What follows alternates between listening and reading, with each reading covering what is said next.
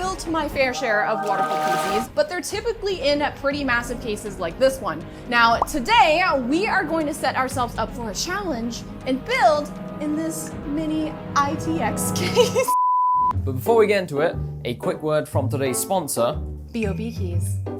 This video is brought to you by bobkeys.com. You guys know the drill. You've just finished building your brand new PC, you boot it up, and bam, that hideous Activate Windows watermark appears. And the worst part is you forgot to budget $200 for an activation key from Microsoft because you spent it all on RGB. But that's okay, because you don't need to spend $200. You can pick one up from today's video sponsor, bobkeys.com, for a tenth of the price. The best part is you can use my code TT25 for 25% off, which takes this already cheap Windows 10 Pro key from around $22 to $16. If you're in the UK, that's £13. You place your order, your activation code gets added to your orders page, you whack it into the Windows activation screen, and boom, you're fully activated, no more watermarks being burned into your retinas. TT25 for 25% off, link in description.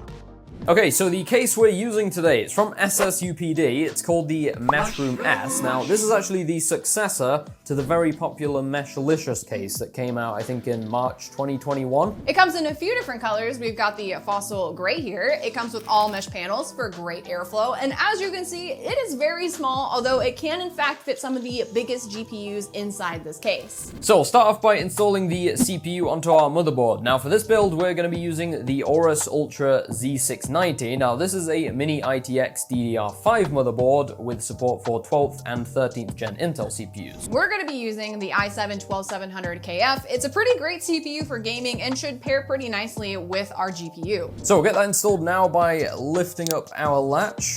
We'll line up our golden arrow with the bottom left corner, drop it into place, pop this back down, and lock it.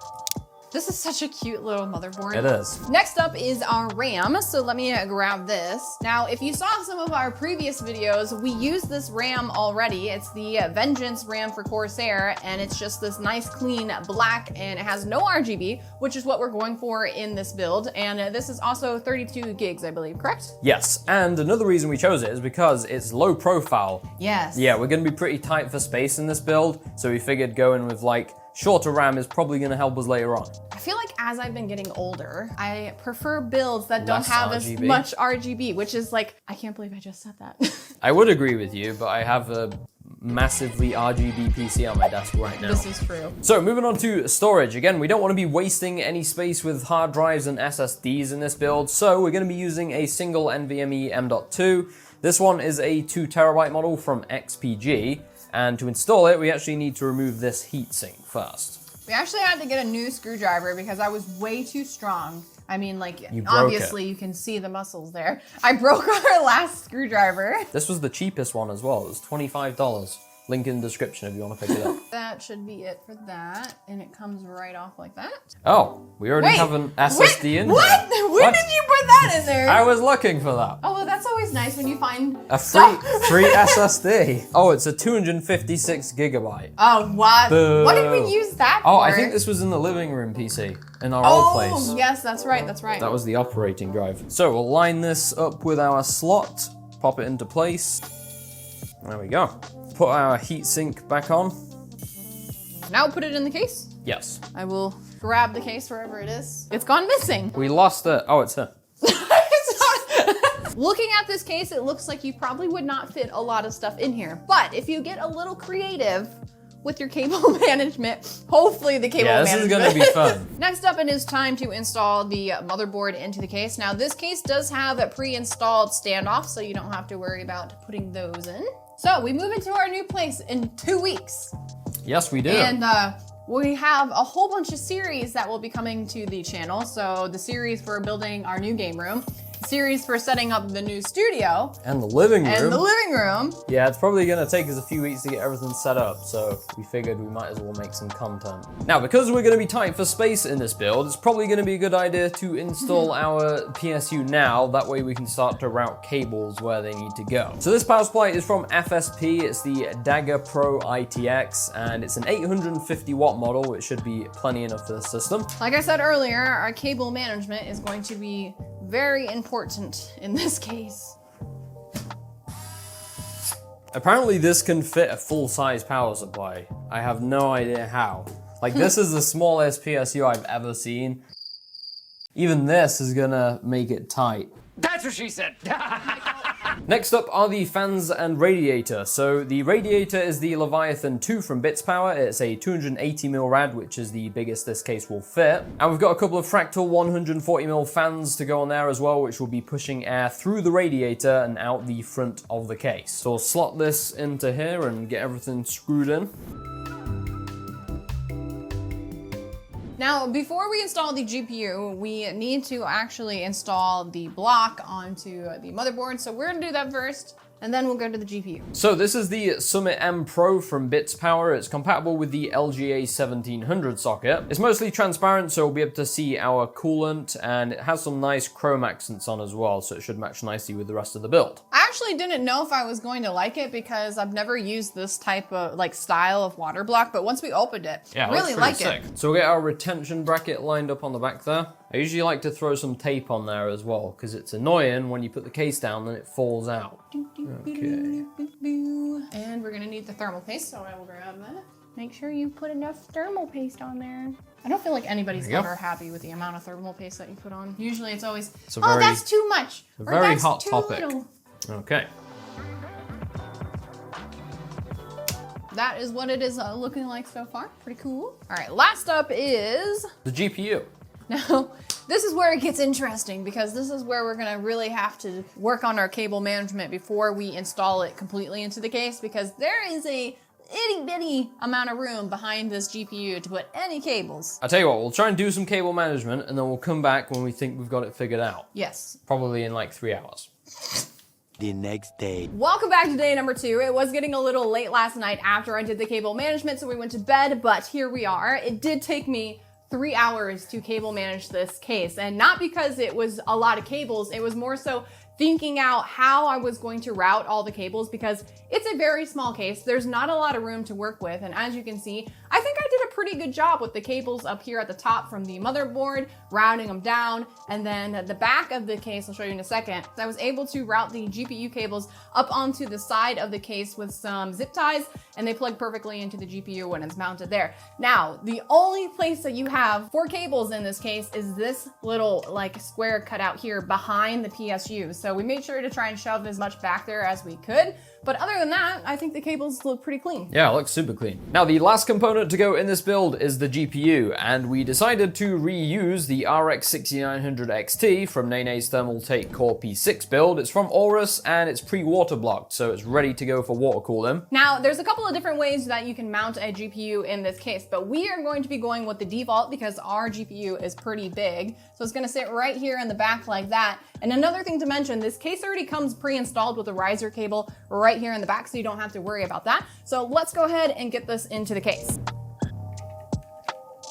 And you should show them our new screwdriver that we picked up. Yeah, we picked up this ratcheting screwdriver, so it works really well for small spaces where you can't fit a full-size screwdriver in there. Link in description if you want to pick this up. We should look and see if they have an electric one of these.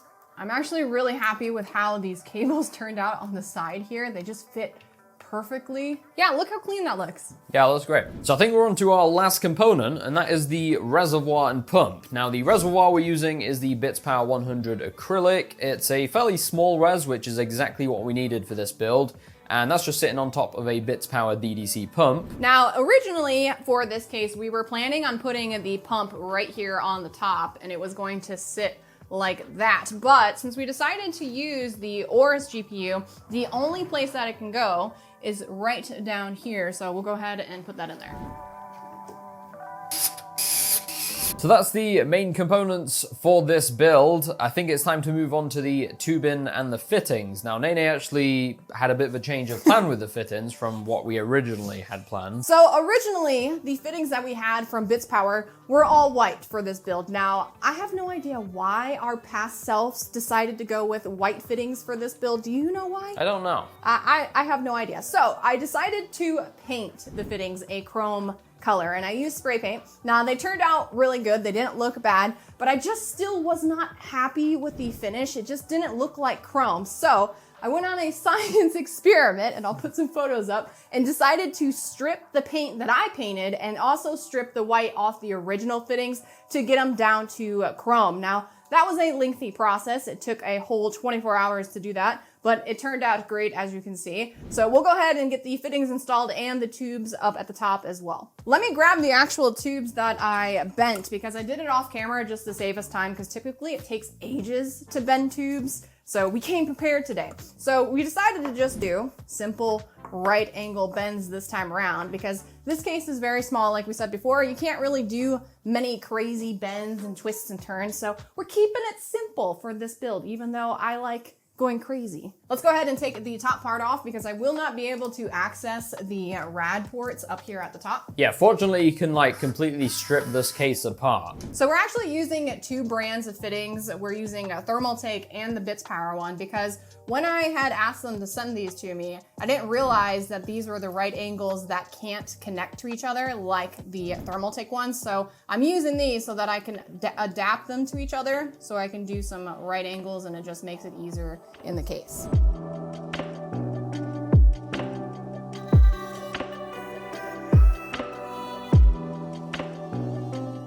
And that is the last one, so I think now it's time for the tubing.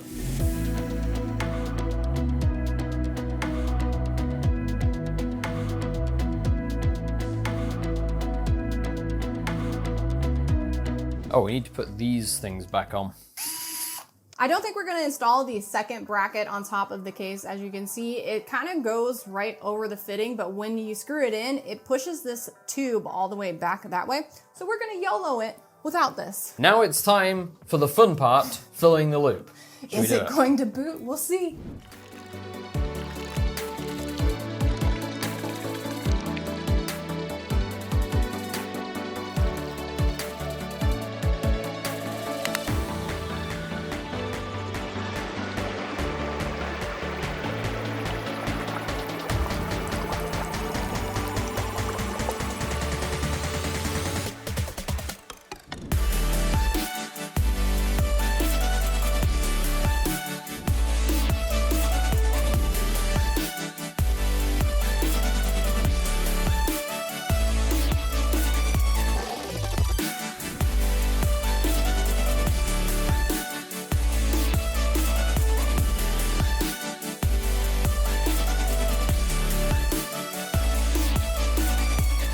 What do you guys think of the PC? Let us know with a comment down below. Now, we actually ran some benchmarks on this thing. We booted up an IDA64 stress test, which, bear in mind, isn't really indicative of like real world usage. It's designed to stress everything. But the CPU only hit 80 degrees, which really isn't too bad. The GPU is hanging around 65. Yeah, and take into consideration, since this is a small PC, we only have one rad in there, a 280, and that's cooling both the GPU and the CPU. So it's not going to be super cool temps in this case, especially when it's under load. Yeah, but considering the components, Yeah. I think it's pretty good. Also, something else I want to address that kind of really bothers me and bummed me out. You probably noticed there's some scratches right here on the front of the motherboard. Now, I don't know if that was my fault or if that was from, shut up. I don't know if it's from when I was trying to put the tubing on or from when we were moving into our new place and we had this in a box and it got scratched somehow. I don't know, but originally I had the tube coming, you stop laughing at me, you asshole. Originally, the tube was coming out of here, and I think what might have happened is, I think the fitting got caught on the tube up at the top here, and it scratched it there. To be fair, the tubes are like very close to the components. For some reason, this motherboard has a very, very it is a deep massive heatsink. heatsink Yeah. that comes right up to the pipes right here. So, yeah. Oh well. Now that the case is built, is there anything that you would personally change about the case? Not the case itself. I'd probably recommend if you are going to do like a small build like this, it's probably a better idea to go with an AMD chip just because they tend to run quite a bit cooler than Intel's. Now for me personally, I just felt like the hardest thing in this case was the cable management. I think I did a really good job with the cable management. It looks properly clean. You can't see anything. It took me hours to get all the cables. I actually took the cables out a few times to try and see what the best way would be to route the cables. That about wraps it up for this build. Hope you guys enjoyed. Drop a like if you did. Shout out to Bits Power for sending over the water cooling bits for this one. And SSUPD for sending over the case. If you want to find any of the links to the parts, you can find them all down below in the description. And if you have not subscribed to the channel yet, why not?